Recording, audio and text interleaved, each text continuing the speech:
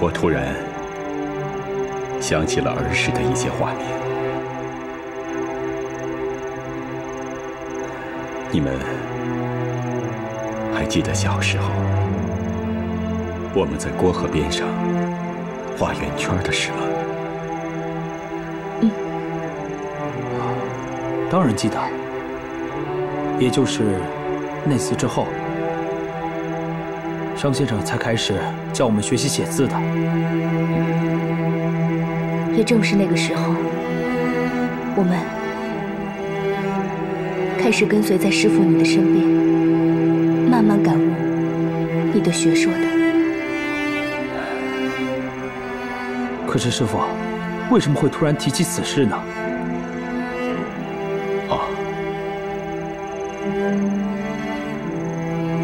你们来看，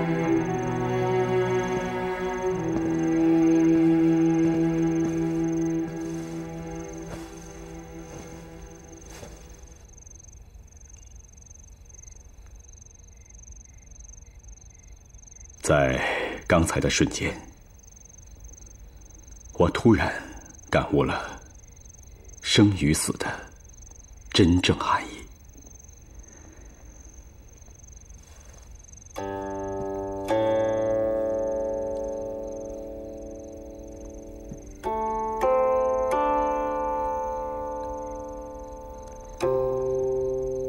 在陈国苦役的牢房里，我们曾经讨论过一次，但是还不透彻。生死。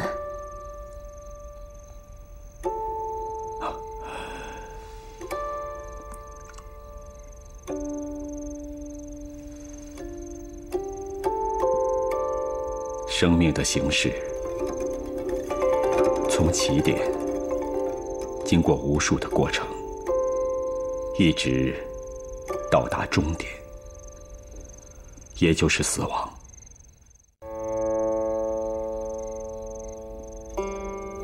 生是起点，死是终点。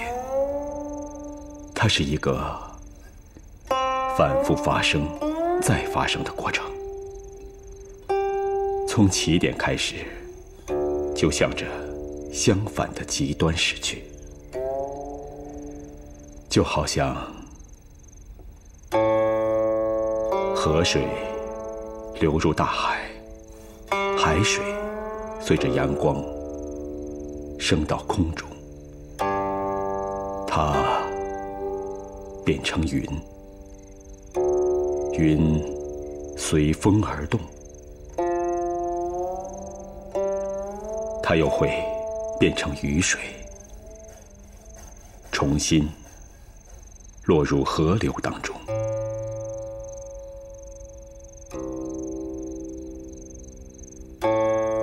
再看这生死，没有起点，没有终点，这是一个永恒的重复再重复，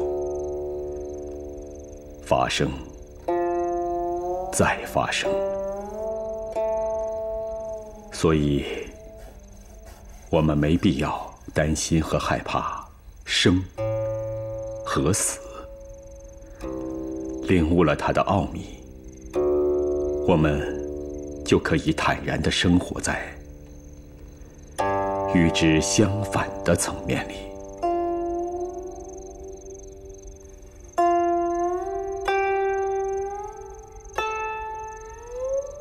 这个令人困惑的问题想明白了，今夜可以好好睡一觉了。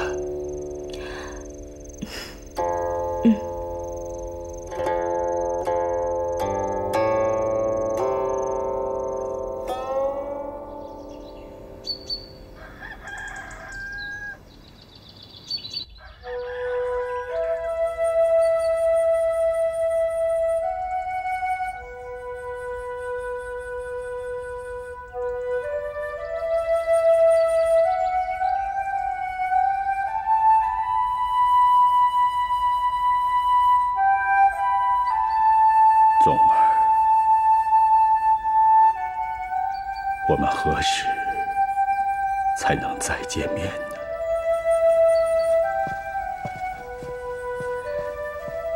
童弟，师父，梧桐，你们回来了。先生，我们梧桐。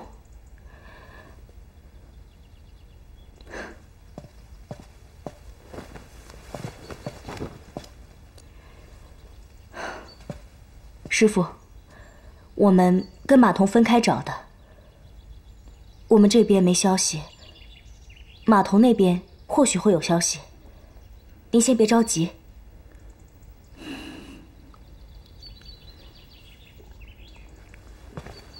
其实啊，马童怎么样？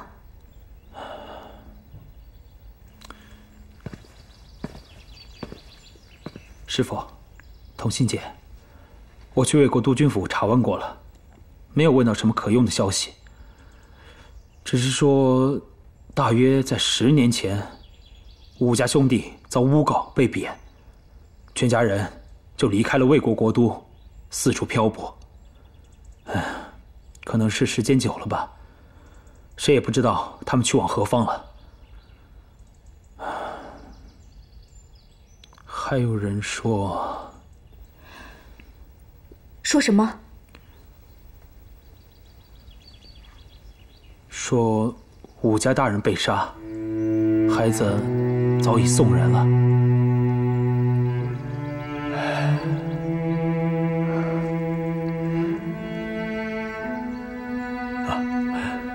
你们呢，也不要太过忧虑了。天塌不下来，我们在这里也耽误了这么长时间了。明天我们就回去人里去看看。师父，为什么不找了？吉人自有天相助，一切自有定数。我和宗儿迟早会相见的。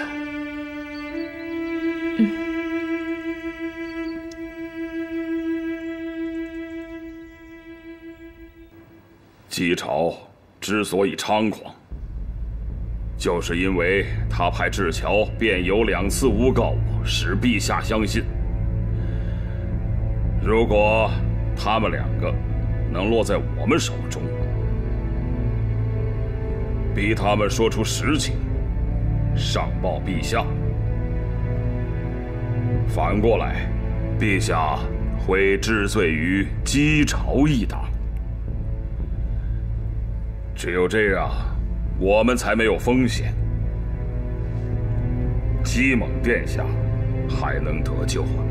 是啊，卞由在姬朝府，智乔在大牢里，这2个地方都戒备森严。我们该怎样把他们救出来呢？依我看，卞由在姬朝府不易救出，而智乔那里，我们倒可以想想办法。那你说该怎么办呢？关押智乔的大牢归司寇管，司寇是姬朝的人，要想把智乔从大牢里提出，必须要有司寇署的官文。我们可以派人把司寇诱出，趁机盗取司寇署的空白官文，填上命令，派人拿着官文到大牢里，把智乔劫走。好，鱼死网破，在此一举。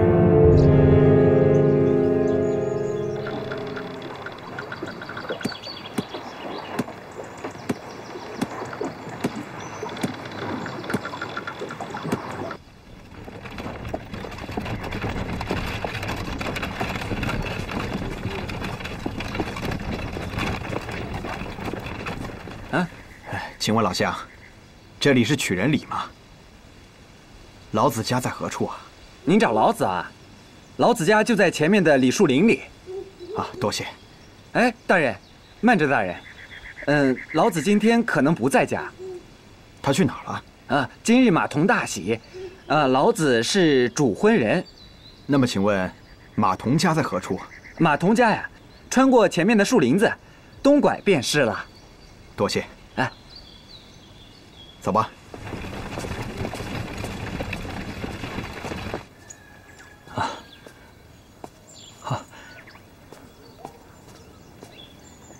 先生，左老们，我给先生满上。好。马童，好福气啊！我马童能有今天，这一切都是先生给我的。先生，您请用酒。好，来，咱们一起。紧张吗？高兴吗？高兴。今天的这一切都是先生和您给我的。姐姐，我能问你个问题吗？什么？你喜欢先生吗？您和先生从小青梅竹马，志同道合，为什么不成为一家呢？这说来话长了。姐姐，我看得出来，您是爱先生的。你说真话。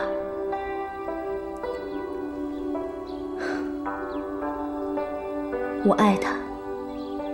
过去，我们的感情和你们一样。后来，没有了世俗的情缘，但我们有道缘，永远的，更加长久的。我不太明白，能说给我听听吗？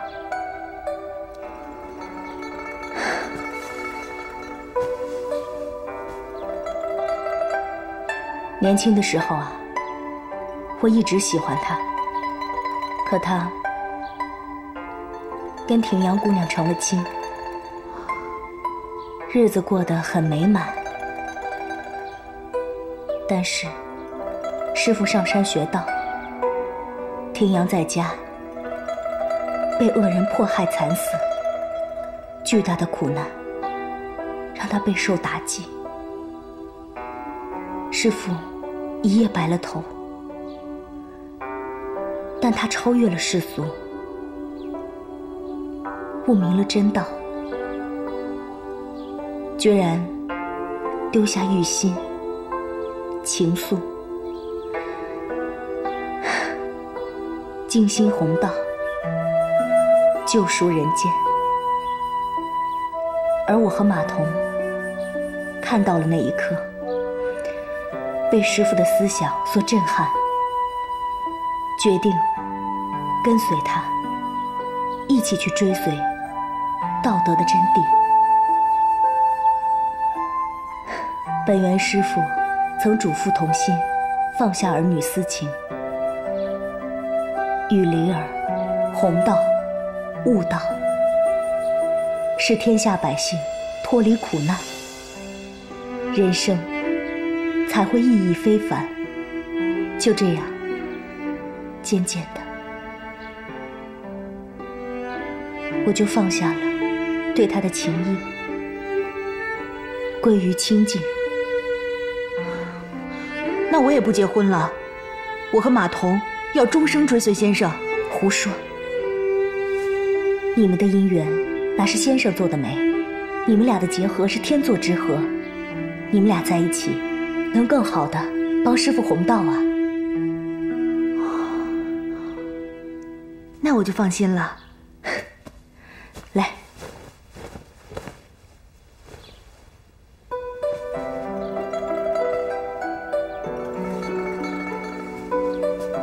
小仙，请。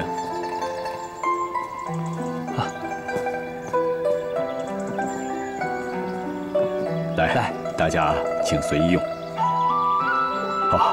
一对新人来了，来，咱们给先生施礼。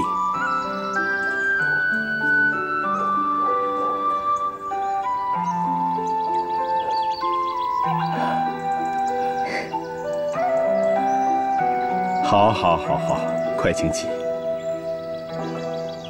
离儿一是无官一身轻，回到故里，咱们曲仁里的百姓可好啊？先生，有所不知啊，曲仁里这几年变化可大了。族老们相继去世，官府税负加重，理政又换了几任了。上个月新换的理政，前几日又不干了。哎，百姓的日子不好过呀。先生，先生，州督朝廷来人找你。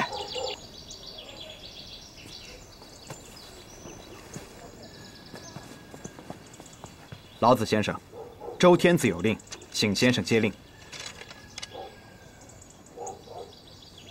老子接令，经查，守藏驻下使老子被贬，是被刘志、姬蒙所陷，查实无罪。现刘志、姬蒙已被天子治罪，特召老子立刻回朝，官复原职。哎呀，好啊！先生，请随在下一同赴朝吧。太厉害了！先生，这是何意？请你回去回复陛下，多谢陛下器重。但是李耳乃治学之人，无意再回朝为官了。先生，这可是抗令啊！为官之人当行为官之事，我无意为官，如何能行好朝中之事？事行不好，岂不耽误了国家大事？所以，我一个平头百姓，抗令，从何谈起？先生不去，在下回去如何向天子复令？天子岂不杀了小人的头？这样吧，我写一书简，你交与陛下，保你无事。啊，如此，多谢先生，多谢先生。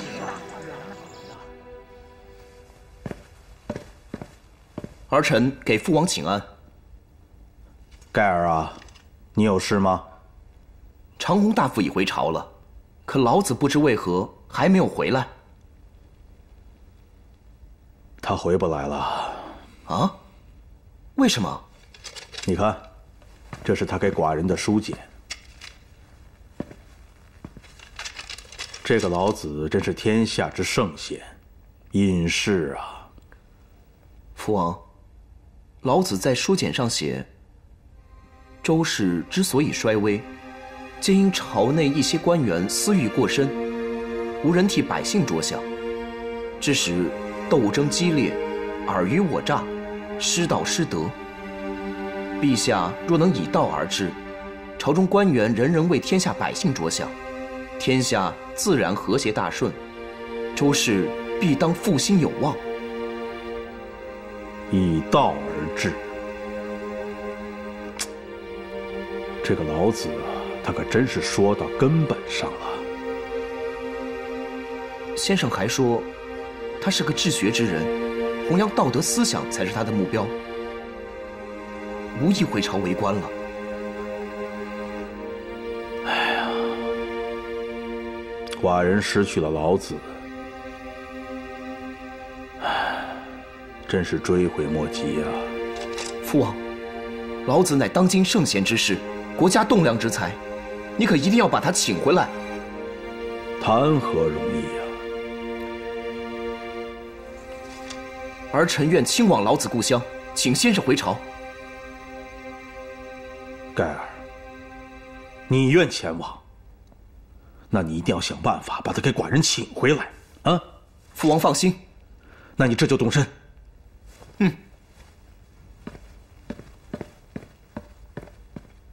这个老子，司寇为何没到？听说是被什么人请去饮宴了。好，先不管他了。今日请各位来，是有要事相商。殿下请讲。北山围猎，单骑一定是得到了什么消息，所以没去。我想，他应该已经有了准备了。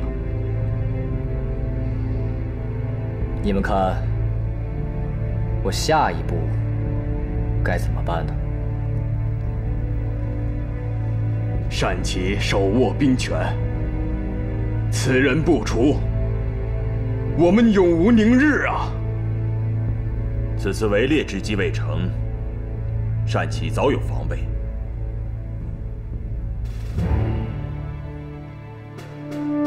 殿下，我们要想一个特殊的办法，才能制住这个老贼。是啊，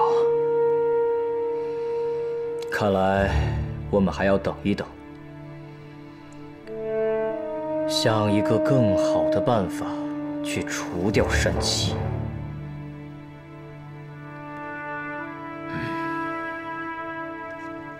禀殿下，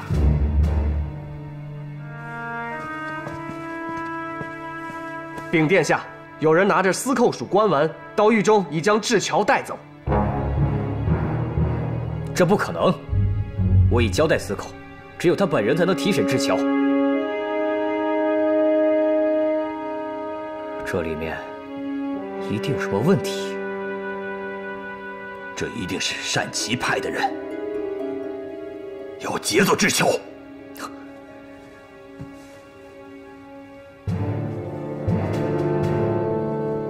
智乔知道我们的一切，要是被单骑劫走，供出事实，我们岂不是全完了？殿下，怎么办？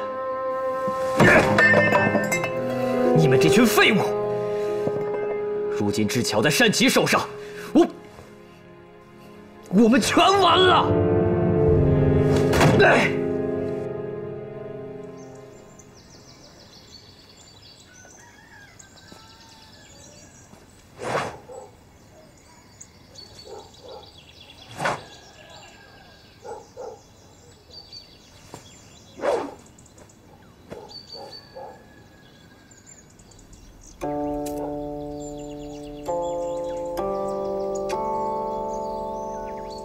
万物草木，其生也柔脆，其死也枯槁。柔软是生命的象征。师傅，您说什么？童心，你过来。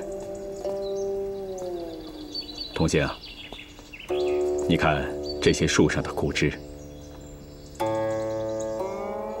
枯枝？枯枝怎么了？4时运行，春夏阳盛，万物草木蓬勃生长，枝繁叶茂。时至秋冬，阴盛阳衰，万物凋零，枯槁僵硬。师傅，那这能说明什么呢？天人一体，物我同源。凡事强大，生气已尽，死气将临，死气已至，看则处上，实则处下。你看这些干枝，一折就断。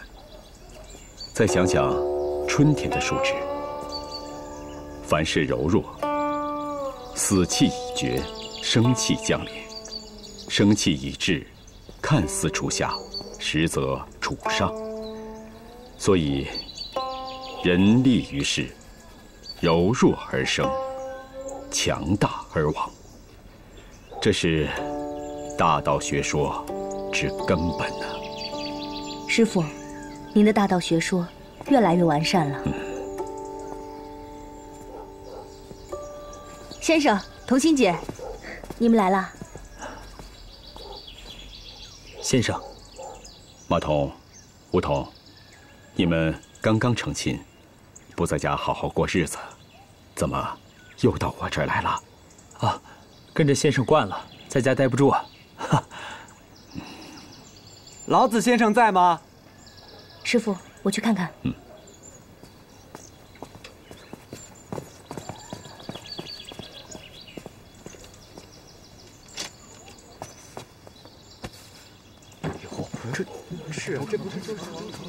是王子殿下。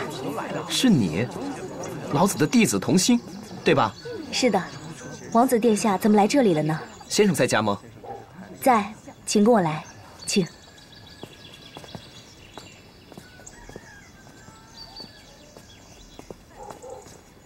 师傅，王子殿下来了。哦，王子殿下。先生，基盖有礼了。请王子殿下坐下说话。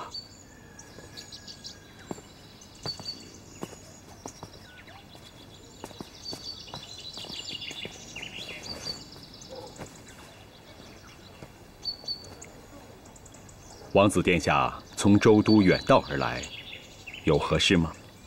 基盖是特来请先生回朝复职的。啊，有劳王子殿下挂心了。然李尔早已习惯了清静自在，无意回朝为官了。先生乃大德之人，一生都在传播你的大道之学。可是你的大道之学，在这个小小的曲人里，何时才能广布天下呢？州都洛邑乃文化聚集之地，人来人往，各诸侯国官吏、百姓进进出出。不如先生回朝，边做你的守藏使，管理珍贵的书简，边开设讲坛，传播你的大道学说，岂不两全其美？先生意下如何？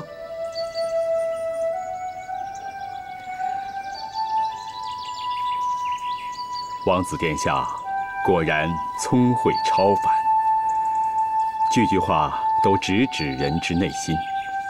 将来若能心怀天下百姓，必成大器。先生过奖了。基盖自得先生教诲以来，深知先生的学说博大精深，特别是先生所说，江海之所以成为白骨王者，以其善下之，故能为白骨王。这不仅体现了为人行事要向下而为，也体现了一个容字，容无所不容。先生此次遭贬，乃被人所限，还希望先生以白骨之性来容纳此事啊。王子殿下以无之言教无之行，精妙，实为精妙。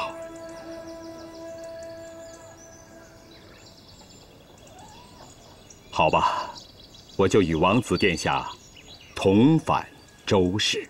好，如此甚好啊。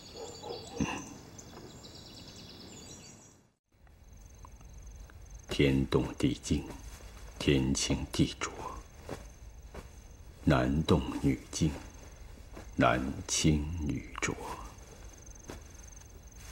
动为静之机。先生，明日就要走了，今晚早些休息吧。马童，明日我走之后，你一定要好好的善待梧桐啊。怎么，先生您不带我去了？你刚刚成亲，还是在家里好好的跟梧桐过日子吧。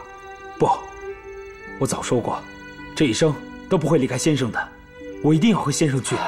先生，你就带我们一起去吧，求您了。这不妥。你们成亲不久，刚刚有了自己的家，怎么能和我去如此遥远的地方呢？先生，我一定要与您同去，这样我们也好照顾您。是啊，先生，求您了，你就带我们一起去吧，求您了。快起来，快起来！如果先生不带我们去，我们就不起来了。师父，我看他俩一片赤诚之心，就带他们一起吧。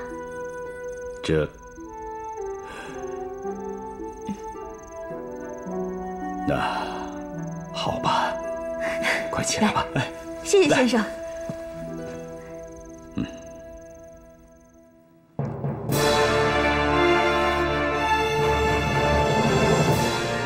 老子在王子盖的诚心劝说下，重返周氏，继续做守藏使与柱下使，整理竹简，阅读典籍，完善其大道思想。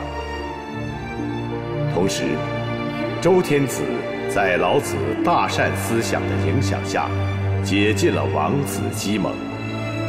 然周王室中2位王子争夺世子的斗争，并未因此而结束。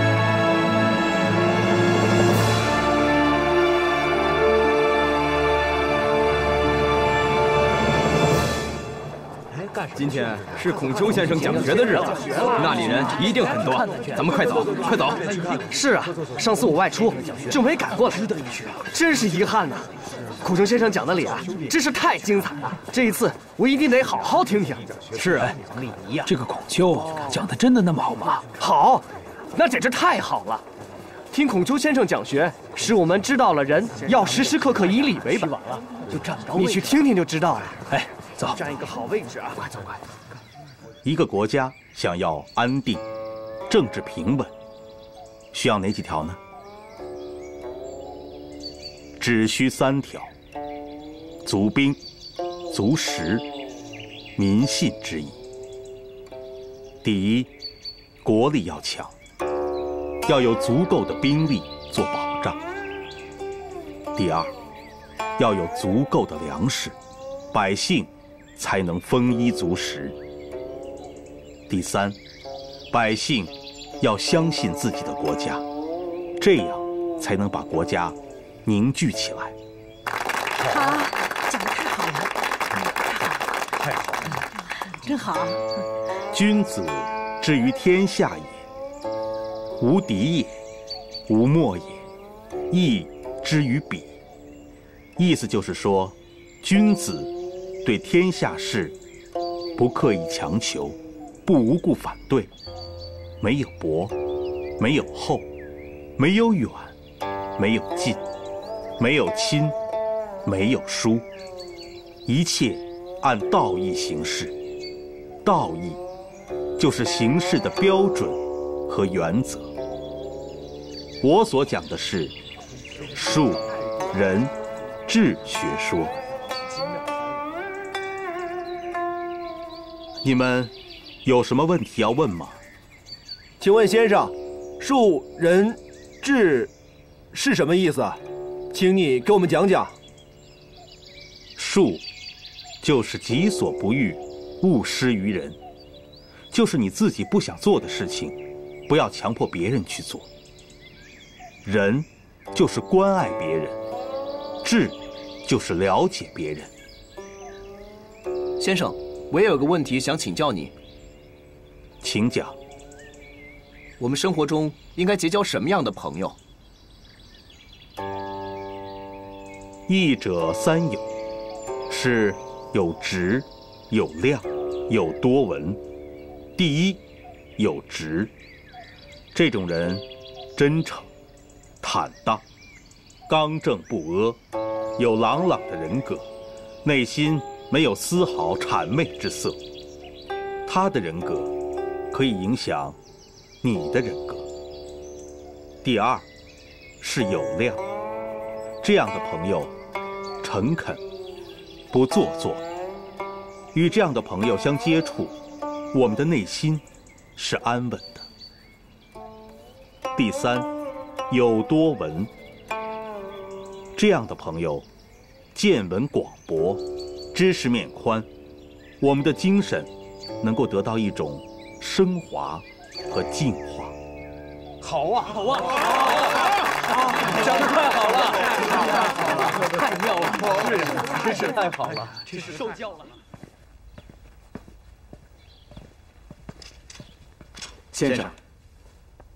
先生，您今天讲的实在是太精妙了。先生博学多才，见多识广，讲得句句至理。你们不必言过其词，我虽通理，但还有很多不足之处。先生太谦虚，先生深通礼之根本，我看现今无人能与先生相比。你们有所不知，礼仪典籍、文物祭器，凡可名见的礼之物，都不在我们鲁国，所以，我又怎能穷其礼之根本呢？这些典籍不在鲁国，又在什么地方呢？在州都洛邑守藏室内。如果有幸能够去洛邑尽览理学典籍，我的理学定会有很大的进步。更何况，老子先生现在在守藏室任使。老子先生博古通今，精通礼乐之源，明晓道德之本，曾与我驻藏于向导。先生为何不去州都见老子先生呢？唉，只怪我总以为深通理学，教习诸位就绰绰有余，但早已感到有所不足。明日我将禀鲁公恩准，前去洛邑拜会老子先生，同时阅览守藏室内典籍，以求礼之本源。我们愿同先生一同前往。如此甚好。你们至侧堂拿些干肉，到集市上换些钱币去吧。诺，先生。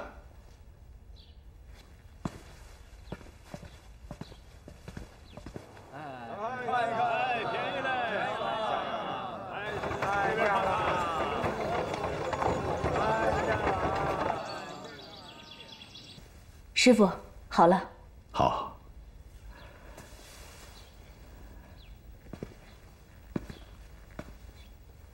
辛苦你们了，你们两个留在家中，将我昨日带回来的书简整理一下。我出去走走。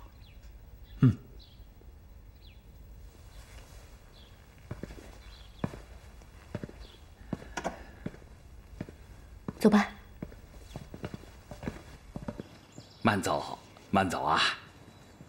慢走，慢走。多谢高伯。哎，好说好说。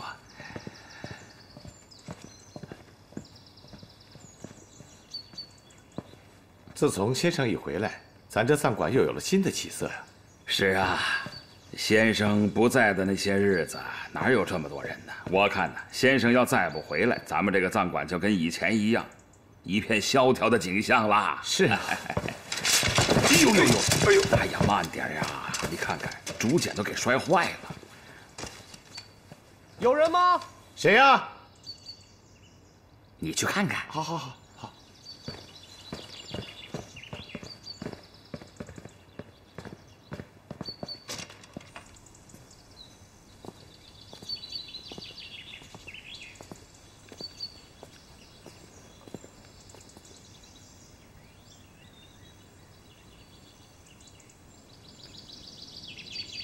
请问，老子先生在吗？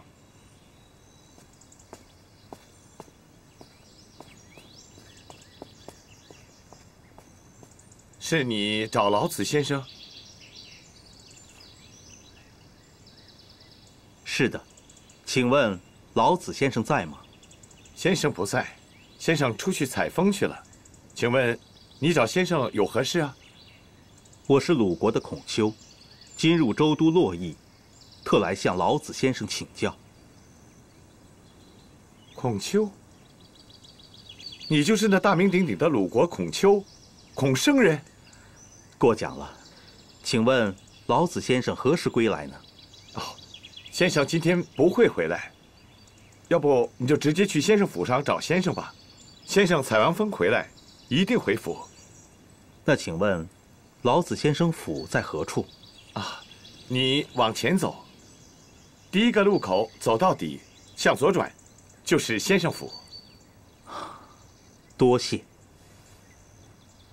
先生慢走。